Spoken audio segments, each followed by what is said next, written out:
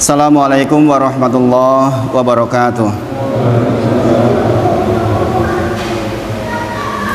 Alhamdulillahirabbil alamin. Asyhadu alla ilaha illallah wa asyhadu anna Muhammadan abduhu wa rasuluh. Allahumma sholli ala sayyidina Muhammad wa ala ali sayyidina Muhammad. Subhanaka la ilma lana illa ma 'allamtana innaka antal alimul hakim. Rabbi shrah li sadri wa yassir li amri wahlul 'uqdatam min lisani yafqahu qawli. Amma ba'd.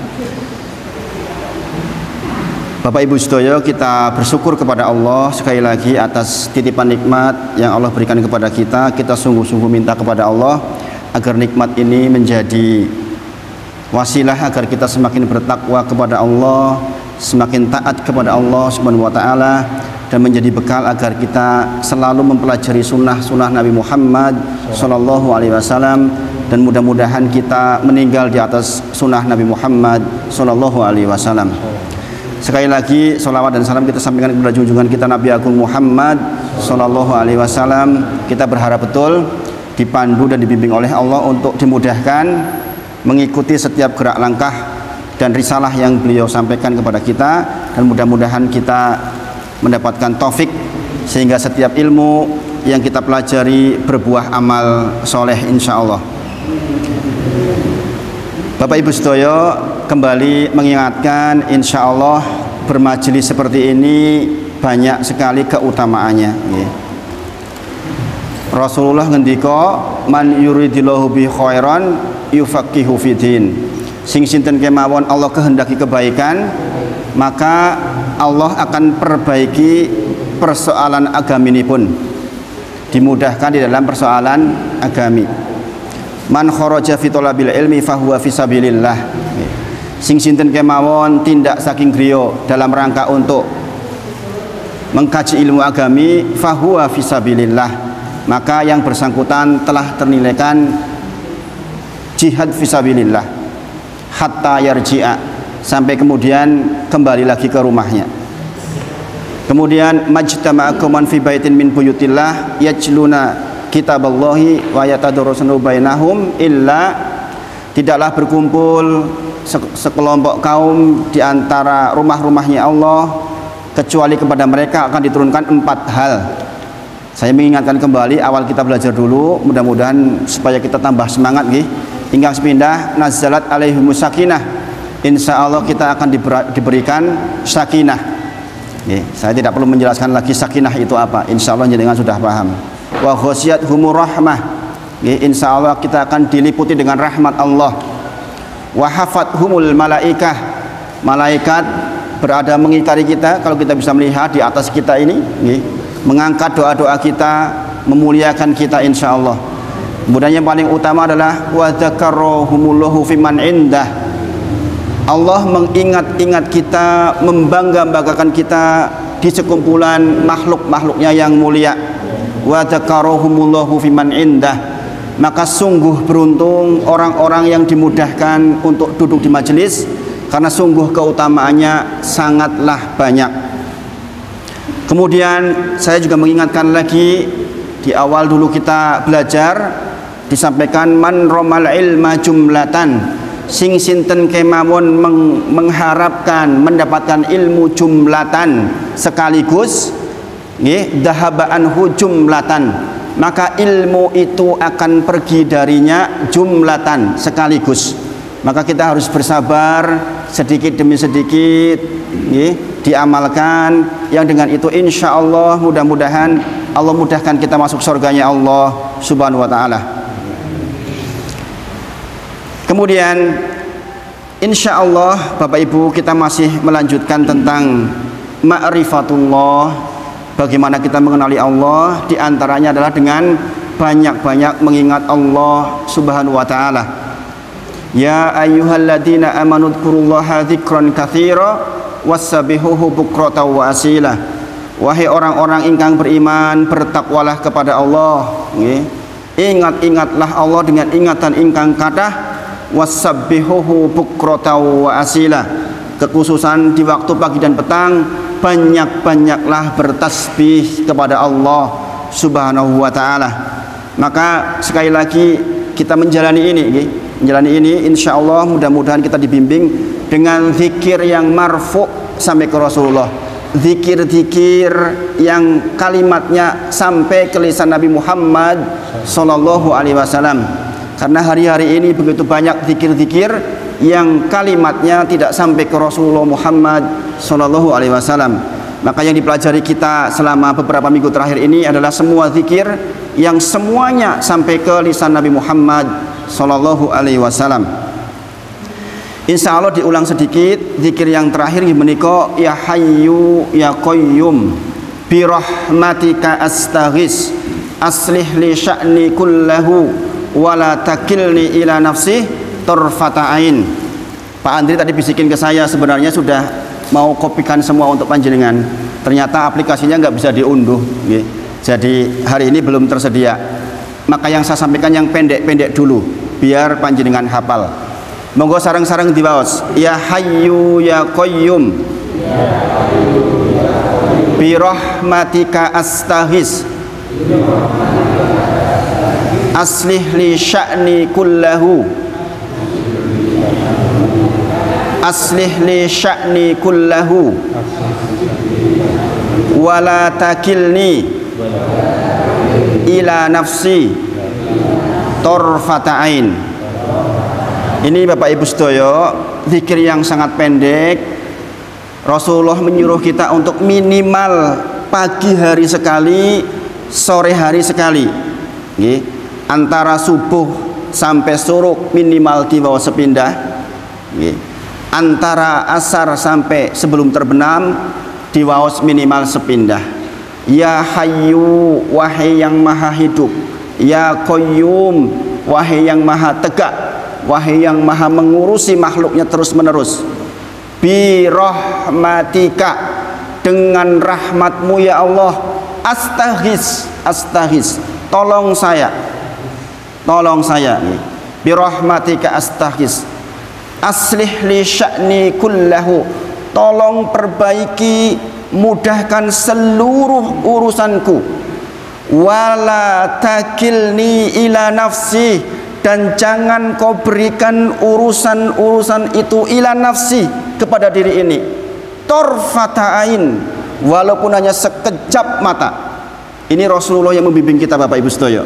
Bayangkan manusia terbaik, paling mulia, paling cerdas, paling dikasihi oleh Allah Subhanahu wa taala, kita mencintai diri ini dikalahkan dengan mencintai Nabi Muhammad sallallahu alaihi wasallam, mengucapkan wala takilni ila nafsi torfata ain, jangan jadikan urusan-urusan itu diberikan kepadaku, kepada diri ini, diri yang hina ini, torfata ain, walaupun hanya sekejap mata. Sekejap mata saja jangan, kata Nabi Muhammad SAW, saking tidak berdayanya diri kita. Maka kita ulangi Bapak Ibu sedaya pemahaman terhadap zikir ini, karena Imam Al-Qurtubi rahimahullah ta'ala menyampaikan tidaklah seseorang mengucapkan zikir dengan lisannya akan mendapatkan manfaat atas zikirnya kecuali bagi yang paham dengan yang diucapkannya, Bapak Ibu sedaya. Maka penting membahas tentang fikih zikir ini. Ya hayyu wahai yang maha hidup, ya qayyum wahai yang maha tegak dan menegakkan, bi rahmatika dengan rahmatmu ya Allah tolong saya, perbaiki seluruh urusan saya, wala takilni ila nafsi torfata ain, dan jangan berikan urusan-urusan itu kepada saya walaupun hanya sekejap mata. Kata ya hayyu ini Bapak Ibu sedaya termasuk Ismullahil A'dham, nama-nama Allah yang agung. Karena sekali lagi nama dan sifat Allah yang lain tidak berfungsi kecuali ada ya hayyu. Sebagai panjenengan, jenengan tidak bisa melihat, mendengar kalau jenengan nggak hidup. Gini apa nggih? Pak Andri bisa melihat, mendengar, bergerak karena Pak Andri hidup. Kalau Pak Andri sudah meninggal, sudah nggak bisa lagi mendengar. Maka ya hayyu ini adalah Ismullahil A'dham, nama Allah yang maha, yang agung, yang tinggi nilainya. Nyun air dulu Pak. Tiba-tiba serak banget. Bismillah.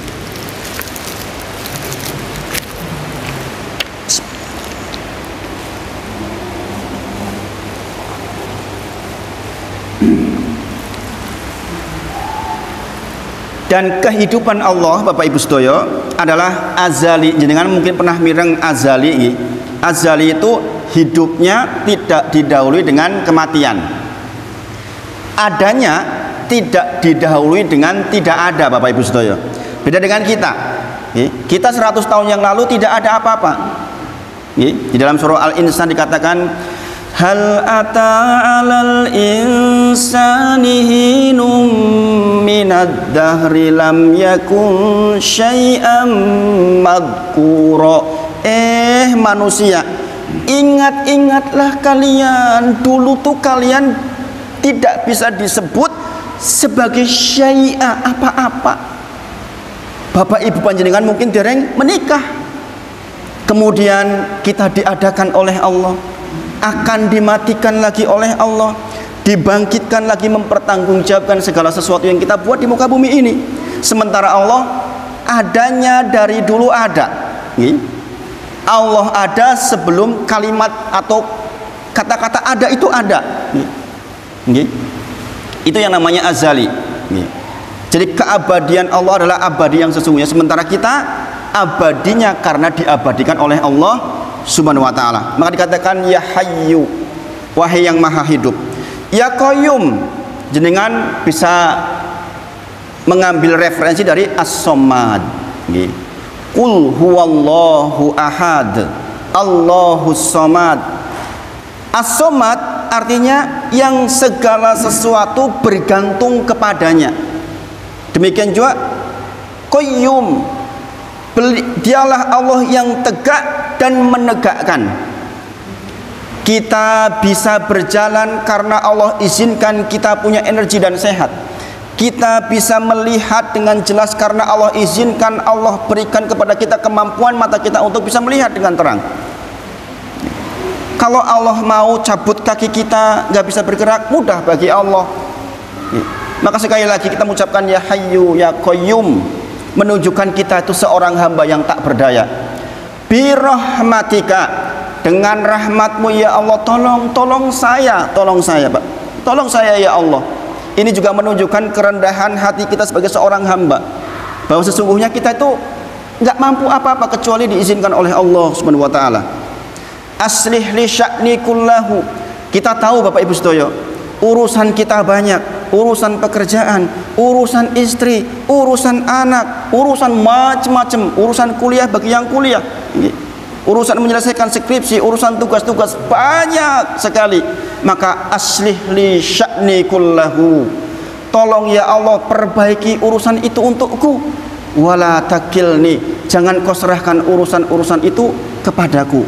Torfata ain. Bapak Ibu sedaya, ini Masya Allah zikir yang dahsyat luar biasa. Sebagian orang karena merasa pintar, sebagian orang karena merasa kaya, sebagian orang karena merasa hebat, dia menyelesaikan urusan sendiri tanpa menyerahkan kepada Allah Subhanahu wa ta'ala. Ini kekeliruan Bapak Ibu sedaya. Contoh, menjelang duhur sudah dengar suara adzan, orang sedang mengerjakan yang dianggapnya penting, bahkan sangat penting, ini kontrak 10 miliar, nggak akan saya tinggal demi untuk sholat duhur. Keliru. Itu artinya kita menyerahkan urusan kepada kita, dipikirnya dengan meninggalkan perintah Allah akan selesai. Ingatlah Yunus alaihissalam mengira tidak akan disulitkan oleh Allah ketika meninggalkan perintah Allah untuk tetap di kaumnya. Beliau pergi dalam kondisi marah, sementara Allah belum perintahkan pergi. Dan fadona, dia menyangka ala naqdiru alaihi, tidak akan disempitkan oleh Allah. Ternyata diundi berulang kali, dia yang harus diceburkan ke lautan. Gelapnya malam, gelapnya lautan, gelapnya lambung ikan. Karena apa? Meninggalkan perintah Allah. Kita enak-enakan mengerjakan urusan kita sementara Allah udah panggil. Ingat-ingatlah, kesempitan bakal mendatangi kita. Seringkali karena kita merasa hebat, wah ini harus diselesaikan dulu ini. Kalau nggak diselesaikan saya rugi 10 miliar. Subhanallah, subhanallah. Maka dikatakan birrahmatika astaghis, aslih lisani kulahu, wala takilni ila nafsi tarfata ain. Jangan serahkan urusan itu kepadaku, walaupun hanya sekejap mata, Bapak Ibu Sedoyo, sekejap mata pun jangan. Para ulama menyebutkan mengapa kita mengucapkan wala takilni ila nafsi tarfata ain. Ya Allah, jangan kau serahkan urusan-urusan itu kepadaku walaupun hanya sekejap mata. Ini penting diingat-ingat Bapak Ibu Sedoyo. Ada 3 alasan mengapa Rasulullah Muhammad Sallallahu Alaihi Wasallam mengajarkan kepada kita ucapan wala takilni ila nafsi tarfata ain. Jangan serahkan kepadaku urusan-urusan itu walaupun hanya sekejap mata. Yang pertama, Bapak Ibu Sedoyo, asalnya diri kita itu lemah. Maka yang saya ajarkan ke anak-anak saya, Bapak Ibu Sedoyo, sekolah dimanapun bagus. Dulu Bapak Ibu Sedoyo, di zaman saya dulu,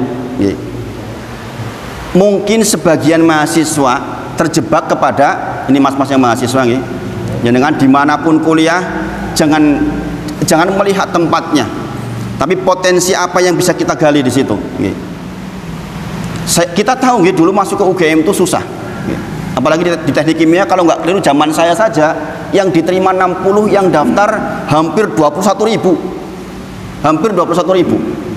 sehingga ketika saya masuk secara asal kita sudah merasa cerdas jadinya.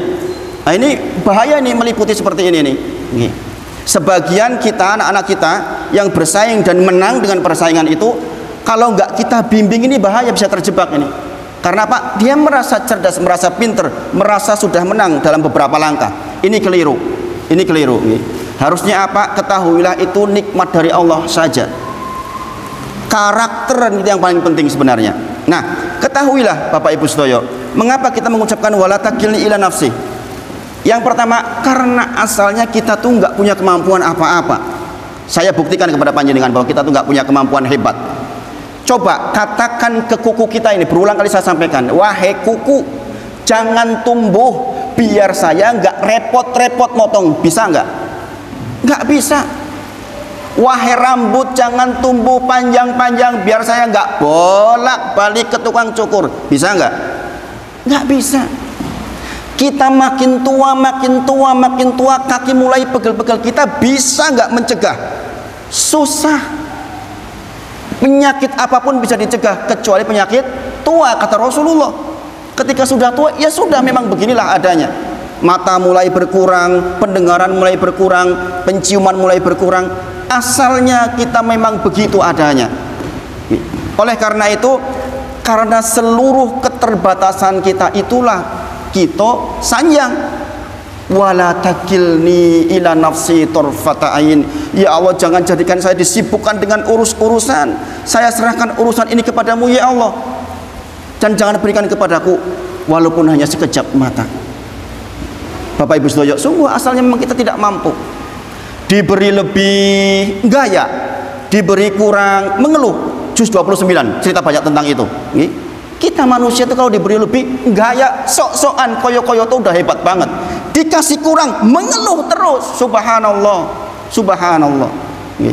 Maka asalnya diri kita memang nggak mampu, maka serahkan urusan kepada Allah, yang dengan itu mudah-mudahan Allah tolong kita sehingga semua urusan aslih li sya'nikullah, menjadi semuanya dimudahkan oleh Allah Subhanahu wa taala. Yang kedua, alasan mengapa kita mengucapkan jangan serahkan urusan kepadaku ya Allah walaupun sekejap mata adalah kadang-kadang Bapak Ibu Sedoyo, justru musuh terbesar kita itu diri kita sendiri. Jadi lihat, kenapa di bulan Ramadan, di mana sebagian besar setan itu diikat oleh Allah, hanya krocok-kroconya yang dilepas, kenapa masih begitu banyak orang bermaksiat? Karena asalnya manusia itu internal dan eksternal yang membuat dosa. Dan bahayanya justru musuh terbesar kita itu dari internal. dari jiwa kita. Makanya Rasulullah kalau memulai apa?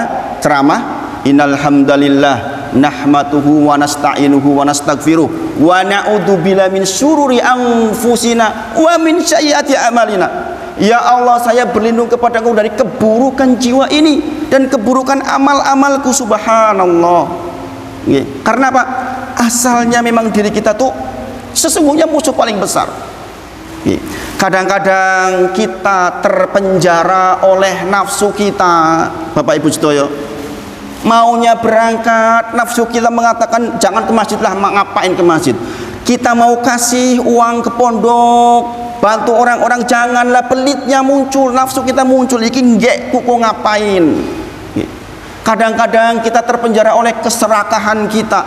Sudah punya mobil bagus, barusan saya kemarin ditelepon teman, "Hit, aku barusan beli nih mobil terbaru Zenik 600 juta." Kamu kan udah punya mobil 2, ngapain beli lagi? Subhanallah. Keserakahan Bapak Ibu sedaya. Coba 600 juta itu untuk wakaf, untuk bantu orang, bantu saudara yang susah, pahalanya ngalir sampai ke akhirat. Kalau hanya untuk beli mobil 600 juta, kalau saya kok rasanya yo eman-eman, subhanallah. Gila Bang, kadang-kadang kita terpenjara oleh keserakahan kita sendiri, bukan orang lain, kita sendiri. Lah karena kita seperti itu kok kita mengatakan urusan tak urusi dewek, siapa kita Bapak Ibu sedaya? Kemudian yang ketiga, kadang-kadang kita terpenjara oleh syahwat kita, naudzubillah. Ada orang yang balik lagi naudzubillah berzina, balik lagi berzina lagi, balik lagi berzina. Ditanyain kenapa kok berulang kali Pak? Ini datang ke saya orangnya, datang ke saya orangnya. Beliau selalu mengatakan khilaf Ustadz, khilaf kok bolak-balik. Ditanya khilaf Ustadz, subhanallah. Alasannya karena dia kerjanya offshore, ketemu istrinya 2 minggu sekali, balik lagi keliru lagi, balik keliru lagi, subhanallah. Kadang-kadang kita terpenjara oleh syahwat kita, naudzubillah. Sebagaimana saya ceritakan ke jenengan, ada kepala sekolah yang saya kenal, bayangin di ujung waktu masuk penjara gara-gara memperkosa anak 7 tahun, subhanallah. La ilaha illallah. Meninggal di penjara orang ini, subhanallah. Kemudian kadang-kadang kita terpenjara oleh kerakusan kita, kita rakus diri ini. Kadang-kadang kita terpenjara oleh kesombongan kita, naudzubillah. Banyak orang yang, mohon maaf, karena biasanya kesombongan itu Bapak Ibu sedaya itu penyakitnya orang yang justru berkelebihan, yang mungkin orang lain ingin seperti dia. Coba saya hidup kayak dia ya, Masya Allah, hartanya banyak, rumahnya banyak, jabatannya tinggi. Orang membayangkan kayak dia, bisa jadi itulah justru yang menjerumuskan dia. Karena dia serba ada, serba mudah, sombong tidak kerasa, subhanallah. Kemudian kadang-kadang kita terpenjara oleh perasaan pelit kita. Kadang-kadang kita terpenjara oleh itu. Kadang-kadang terpenjara oleh keinginan-keinginan yang tidak perlu. Ada orang nggak mau sedekah-sedekah karena apa? Karena ditunjukkan oleh nafsunya butuh ini, jadi nggak sempet mikirin sedekah. Karena apa? Ada saja yang dilihat itu. Naudzubillah subhanallahi min dzalik. Maka sekali lagi, wala takilni ila nafsi, jangan serahkan urusan-urusan kepadaku, karena memang asalnya kita itu kadang-kadang justru terpenjara oleh diri kita sendiri, bukan orang lain. Kemudian yang ketiga adalah kita itu Bapak Ibu sedaya tidak mengerti sesungguhnya mana yang baik untuk kita dan mana yang buruk untuk kita. Walaupun kita punya parameter. Oh, nek pengen apik begini, sekolahnya harus begini. Belum tentu Bapak Ibu sedaya. Itulah ukuran kita. Dalilnya adalah surah Al-Baqarah. Kutiba alaikumul qitalu wa huwa kurhul lakum wa asya an takrahu syai'a wa huwa khairul lakum wa asya an tuhibbu syai'a wa huwa syarrul lakum wallahu ya'lamu wa antum la ta'lamun, kata Allah. Ayat ini berbicara tentang peperangan. Kutiba alaikumul qital, diperintahkan kepada kalian untuk berjihad qital, wa huwa kurhulakum, dan saya tahu kata Allah kalian tuh nggak suka dengan perang. Ya memang nggak suka Bapak Ibu sedaya. Orang baru menikah 3 hari perang, gimana rasanya tuh? Zaman sekarang perangnya nggak kayak dulu. Perang melawan diri sendiri sesungguhnya.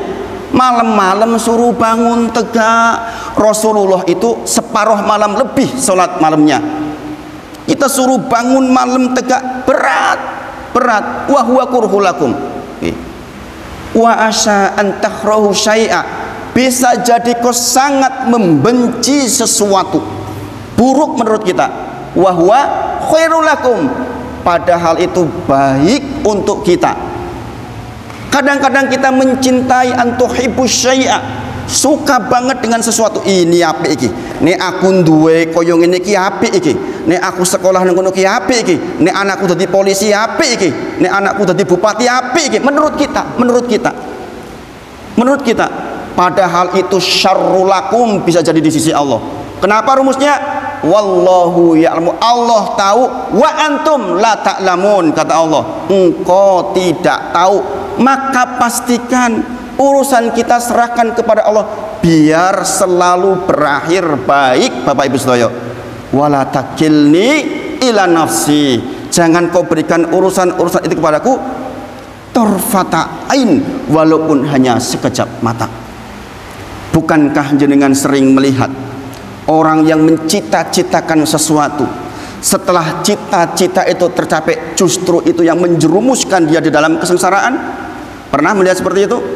Saya itu didatangi banyak sekali orang yang seperti itu Bapak Ibu sedaya. Seminggu nggak kurang 3-4 kali orang yang mengeluh seperti itu. Ya Allah Ustaz, dulu waktu saya miskin, hidup tenang sama istri. Begitu saya diberi kekayaan, toko bangunannya di mana-mana, berkembang kemana-mana, akhirnya saya tergoda oleh perempuan.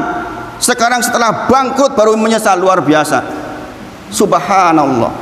Kadang-kadang kelebihan membuat orang terjebak kepada yang buruk-buruk Bapak Ibu sedaya. Maka baik kaya maupun miskin, kita mintakan kepada Allah, wala takilni ila nafsi tarfata ain, jangan serahkan urusan-urusan itu kepadaku ya Allah, walaupun hanya sekedar mata. Masya Allah, ini ucapan Nabi Muhammad sallallahu alaihi wasallam. Ya hayyu ya qayyum bi rahmatika astaghis aslih li sya'ni kullahu wa la takilni ila nafsi tarfata ain. Karena Bapak Ibu sedaya, justru seringkali yang menjebak kita itu apa-apa yang lebih di kita Bapak Ibu sedaya. Kita menjadi sombong, kita menjadi merasa hebat, kita merasa tidak mau belajar kepada orang lain karena kesombongan kita. Subhanallah, subhanallah. Dan ini saya alami dulu. Saya alami dulu ini. Gimana tidak masuk ke teknik kimia UGM waktu itu susah itu. Sehingga ketika masuk ke situ rasanya udah hebat banget. La ilaha illallah, nggak ada apa-apanya sebenarnya, nggak ada apa-apanya. Tidak penting tempat kita belajar di mana, yang paling penting adalah karakter kita di situ dibentuk menjadi apa. Itu yang paling utama, insya Allah. Nah itu tentang zikir ya hayyu ya qayyum bi rahmatika astaghis aslih li sya'ni kullahu wa la takilni ila nafsi tarfata ain. Minimal dibaca pagi hari sekali, dibaca sore hari sekali. Berikutnya Bapak Ibu sedaya, kita masuk ke zikir yang paling pendek di dalam zikir pagi, zikir petang. Nggih menika subhanallahi wa bihamdih. Ini diucapkan pagi hari 100 kali, sore hari 100 kali.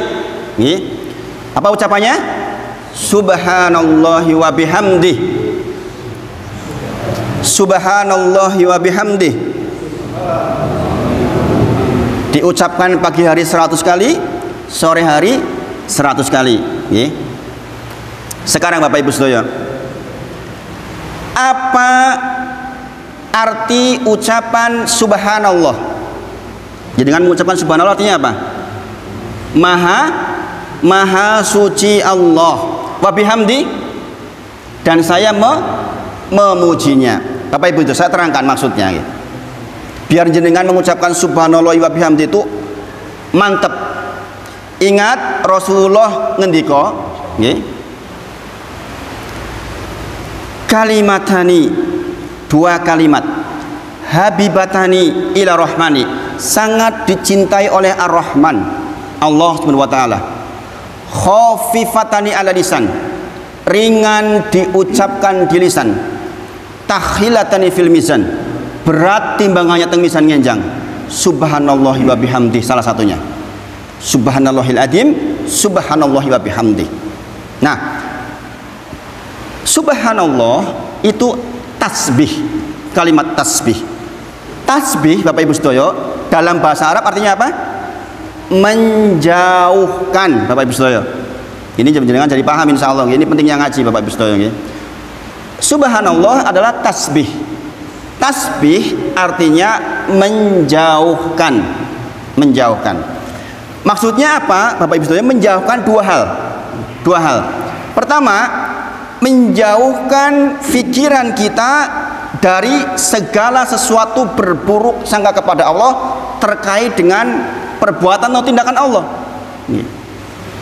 Kita jangan sampai berburuk sangka sedikit pun terhadap Allah, karena Allah suci dari keburukan. Yang kedua, menjauhkan Allah dari semua sifat kurang dan buruk. Gak ada di sisi Allah seperti itu. Allah tidak punya sifat-sifat seperti itu. Maksud subhanallah adalah kita mensucikan Allah dari hal yang sedemikian. Contoh, kita mendapatkan kecelakaan, kita mengucapkan innalillahi wa inna ilaihi rajiun, Allahumma ajurni fi musibati fakhfif li khairan minha. Ya Allah, jadikan semua musibah itu berpahala buatku, gantikan dengan yang lebih baik. Kemudian ucapkan subhanallah, maha suci Allah. Maksudnya Allah tidak berkehendak untuk mencelakai kita sesungguhnya. Pasti ada hikmah baik di baliknya. Contoh.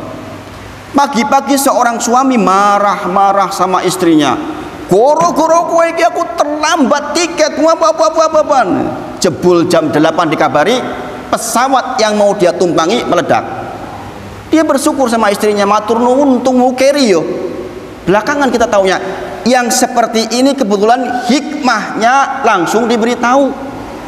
Ketahuilah begitu banyak yang menurut kita kecelakaan, ada hikmah besar di belakang yang kita tidak tahu. Enggak semua hikmah diberitahu. Maka kita ucapkan subhanallah, maha suci Allah dari yang buruk-buruk. Makanya kalau jenengan melihat sesuatu yang buruk, naudzubillah, jenengan melihat perzinaan, naudzubillah, ucapkan subhanallah, bukan masya Allah. Berbeda nggih? Subhanallah, maha suci Allah dari hal yang sedemikian. Nggih. Sekali lagi, kalimat subhanallah sering datang di dalam Al-Quran maupun hadis untuk membantah terkait dengan ucapan-ucapan yang merendahkan Allah. Subhanallahi amma yusyrikun. Ketika orang-orang berkehendak untuk membuat tandingan-tandingan bagi Allah, maka di akhir ayat dikatakan subhanallahi amma yusyrikun, maha suci Allah terhadap apa yang mereka persekutukan dengan Allah Subhanahu wa taala. Dan ini berulang kali dalam Al-Quran. Maka ucapan subhanallah itu masya Allah. Orang ahlu kitab misalnya menyampaikan bahwa Allah itu letih. Allah itu letih. Allah itu capek setelah menciptakan bumi dan langit dalam waktu 6 masa. Maka dibantah bahwa Allah tidak mengalami keletihan sama sekali. Jadi dengan tadi kalau mengikuti maghrib kan saya bacakan ayat kursi. Di antaranya di sini disebutkan Allah tidak ngantuk, Allah tidak tidur. Maka ketahuilah Allah maha suci dari yang sedemikian. Maka ketika Musa alaihissalam dituntut oleh kaumnya untuk bertanya apakah Allah tidur atau tidak, maka kemudian dikisahkan Musa diberikan 2 botol yang disuruh dipegang oleh Musa, dipegang terus menerus. Begitu Musa ngantuk, tumpah. Maka begitulah dunia kalau Allah ngantuk, hancur berantakan. Maka Allah suci dari yang sedemikian. Kemudian wabihamdi artinya dan kita memuji Allah. Kelaziman Bapak Ibu sedaya nggih, kalau kita melihat sesuatu yang baik, yang suci, yang bagus, kita kemudian memujinya. Kita memujinya. Lihat orang ganteng, pantas masya Allah ganteng, masya Allah pinter. Maka subhanallah lazimnya diukir dengan wabihamdi. Setelah kita mensucikan Allah, menjauhkan semua pikiran dari prasangka buruk, menjauhkan Allah dari sifat-sifat buruk, maka kita memuji Allah. Nah, oleh karena itu, Bapak Ibu sedaya, zikir berikutnya adalah subhanallahi wa bihamdi adada khalqi wa ridha nafsi wa zinata arsy wa midada kalimati. Hafal mboten? Ini kayaknya kalimat ini sering diucapkan nih. Subhanallahi wa bihamdi adada khalqi wa ridha nafsi wa zinata arsy wa midada kalimati. Sareng-sareng nggih. Ini diucapkan sekali pagi hari dan sekali sore hari, atau sebagian 3 kali. Nggak sareng-sareng. Subhanallahi wa bihamdi adada khalqi wa ridha nafsi wa zinata arsy wa midada kalimati. Artinya Bapak Ibu sedaya, subhanallah wa bihamdi sudah kita bahas. Adada khalqi, kita mensucikan Allah, memuji Allah. Adada khalqih, sebanyak makhluk ciptaannya. Bapak Ibu sedaya, sekarang saya bertanya, makhluk ciptaan Allah itu ada batasnya enggak jumlahnya? Enggak terbatas. Tiap hari ada orang lahir, tiap hari ada nyamuk tambahan, tiap hari ada ular punya anak, tiap hari ada ayam bertelur, tiap hari malaikat bertambah. Enggak pol-pol. Dalam bahasa matematika unlimited. Begini gini. Nah, jenengan yang belajar matematik, tanda unlimited. Kita tuh nggak bisa mengucapkan jumlahnya, maka kita mengucapkan Maha Suci Allah dari yang buruk-buruk. Saya memujinya dengan jumlah yang sangat banyak yang saya nggak bisa mengucapkan. Maka Rasulullah ajarkan adada khalqih. Masya Allah, saking nggak terbatasnya kesucian Allah. Kemudian waridho nafsih, sejumlah ridhomu ya Allah. Pertanyaannya sekarang, memang ridho banyak? Bapak Ibu sedaya, kalau jenengan membaca kitab Tazkiyatun Nufus tentang tazkiyah hati, itu satu bab tersendiri. Kalimat ridho ini anaknya banyak. Contohnya adalah, jadi ridho itu menghasilkan karunia Allah yang diberikan kepada kita. Kalau bukan karena karunia Allah, jenengan nggak bisa duduk di sini. Dan begitu banyak karunia Allah untuk kita. Di antara turunan ridho juga di antara adalah pahala, memberikan pahala terus menerus Allah tanpa batas. Kemudian keberkahan dan kebaikan-kebaikan, itu semua adalah ridhonya Allah. Maka kalimat waridho nafsi maksudnya juga saya memujimu ya Allah dengan jumlah yang tak terbatas. Bayangkan Bapak Ibu sedaya, Rasulullah sebenarnya kan cukup dengan mengatakan adada khalqih untuk mengatakan unlimited, tetapi Rasulullah tekankan lagi dengan waridho nafsi yang artinya juga banyak banget gitu maksudnya. Kemudian wazinata arsy, seberat timbangan arsy-nya Allah. Ada nggak yang bisa nimbang arsy-nya Allah? Nggak ada Bapak Ibu sedaya. Ars itu makhluk yang terbesar. Ini Bapak Ibu sedaya nggih. Arsy-nya Allah dibandingkan dengan kursinya Allah, yang kursinya Allah digabungkan dengan langit ke-7, langit ke-6, langit ke-5, 4, 3, 2, 1 plus bumi, maka yang gabungan ini seperti cincin di padang pasir. Bapak Ibu sedaya, kursinya Allah dibandingkan dengan langit ke-7 sampai bumi dijadikan satu, maka seperti cincin di padang pasir. Langit ke-7 sendirian dibandingkan langit ke-6 sampai ke bawah sampai bumi digabung jadi satu seperti cincin di padang pasir. Bapak Ibu sedaya, kita siapa? Kecil banget. Inilah mengapa kita mengucapkan Allahu Akbar. Nah, dikatakan wazinata arsy, ya Allah saya memujimu, mengucapkan bahwa engkau maha suci, sejumlah timbangan untuk arsmu, yang artinya banyak banget, unlimited. Kemudian wa midada kalimati, sejumlah tinta yang dipakai untuk menulis kalimatmu. Para ulama menyebutkan seandainya laut ini ditambah 7 laut lagi dijadikan tinta untuk menulis kalimat-kalimat Allah, enggak cukup saking banyaknya. Maka kita mengucapkan subhanallahi wa bihamdi adada khalqih wa ridha nafsih wa zinata arsih wa midada kalimatih. Kita ingin mengatakan, ya Allah, maha suci Engkau dari hal yang buruk-buruk, maha suci Engkau dari prasangkaku yang buruk-buruk. Kemudian saya memujimu dengan jumlah yang tak terbatas, menunjukkan kita itu hamba, Bapak Ibu sedaya, yang sesungguhnya kita tidak punya kemampuan apa-apa kecuali atas izin Allah Subhanahu wa taala. Sampun aten dereng, Pak? Dereng. Jam itu? Jam lagi. Sisa waktu Bapak Ibu sedaya 3 menit nggih. Saya gunakan untuk apa yang terkait dengan Desember ini. Di beberapa masjid ditanyakan tentang bagaimana hukum mengucapkan selamat Natal. Mungkin di sini sebagian ada yang saudaranya non muslim. Nggih. Saya sampaikan, ulama yang membolehkan ada Yusuf Al-Qardawi, nggih. Kemudian Syekh Ali Jum'ah Mufti Mesir. Yang tidak membolehkan diantaranya adalah Syekh bin Bas, Syekh Utsaimin dari Arab Saudi.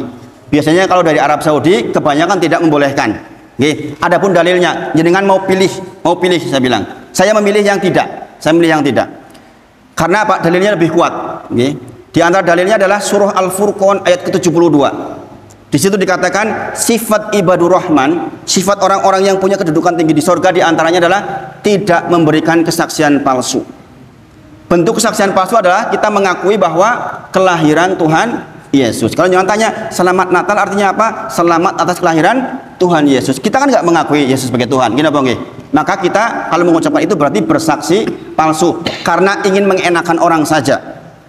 Sementara ibadur rahman sifatnya nggak begitu. Kemudian dalil yang kedua yang tidak membolehkan adalah man tasabbaha biqaumin fahuwa minhum, kata Rasulullah. Sing sinten kemawon menyerupai suatu kaum fahuwa minhum, maka dia termasuk menjadi yang demikian. Nah, bagaimana kita menyikapinya? Lakum dinukum waliyadin. Kita bermuamalah wajib baik, Bapak Ibu sedaya, wajib berbuat baik, wajib menolong, nggih. Kalau sakit didatangi, tapi untuk masalah ibadah masing-masing. Ada pun yang membolehkan, Bapak Ibu sedaya. Yang membolehkan adalah dalilnya surah Al-Mumtahanah ayat ke-8. Menurut saya terlalu umum sebenarnya. Di situ dikatakan la yanhakumullah, Allah tidak melarang kalian berbuat baik kepada orang-orang non muslim yang tidak memerangi agama kalian dan tidak mengusir kalian dari rumah-rumah kalian. Kata para ulama yang membolehkan berbuat baik termasuk diantaranya adalah mengucapkan itu, mengucapkan itu. Maka Bapak Ibu sedaya, kita tidak perlu bertengkar hanya gara-gara ini. Silahkan ambil yang jenengan paling yakini, pertanggungjawabannya di sisi Allah. Saya mengambil yang aman. Adapun jikalau panjenengan pejabat, Islam sudah selesai mengatur. Kalau jenengan pejabat boleh dengan membawa jabatannya. Saya sebagai Bupati Bantul, maka saya mengucapkan selamat Natal, boleh. Dengan mengatakan saya sebagai Bupati, saya sebagai Kepala Dukuh, saya sebagai Pak Lurah, dengan membawa jabatannya boleh, tapi tidak untuk pribadi. Kenapa saya sampaikan ini? Karena di beberapa masjid saya dapat pertanyaan ini, khususnya yang keluarganya kebetulan berwarna-warni. Saya kira mereka juga menghormati kita, insya Allah. Kemudian Islam di Indonesia insya Allah toleransinya sudah sangat luar biasa. Di negara yang mayoritas non muslim, di Inggris, Amerika, liburnya hari apa? Liburnya hari apa? Hari Minggu. Gini apa nggih? Karena pemerintah memfasilitasi sebagian besar orang ibadah di hari Minggu, maka fasilitas dari pemerintah adalah yo mesti perayaan. Arab Saudi 90% lebih muslim, maka pemerintah memfasilitasi supaya bisa ibadah hari Jumat, maka liburnya hari Jumat. Indonesia penduduknya lebih banyak mana? Liburnya hari apa? Minggu. Kira kita udah toleransi banget. Jadi jangan khawatir, umat muslim di Indonesia itu umat muslim yang paling toleran, paling toleran. Jadi jangan hanya karena ingin dikatakan yang paling Pancasila kemudian kita mengorbankan persoalan akidah. Meskipun sekali lagi ada pendapat yang membolehkan, silahkan kalau jangan mau ambil. Saya hanya menyampaikan dalilnya. Nah, saya kira itu yang disampaikan malam hari ini. Mudah-mudahan kita disayangi oleh Allah, dirahmati oleh Allah. Kita tutup dengan kafaratul majlis. Subhanakallahumma wa bihamdika asyhadu alla ilaha illa anta astaghfiruka wa atubu ilaik. Wa akhiru da'wana alhamdulillahirabbil alamin. Assalamualaikum warahmatullahi wabarakatuh.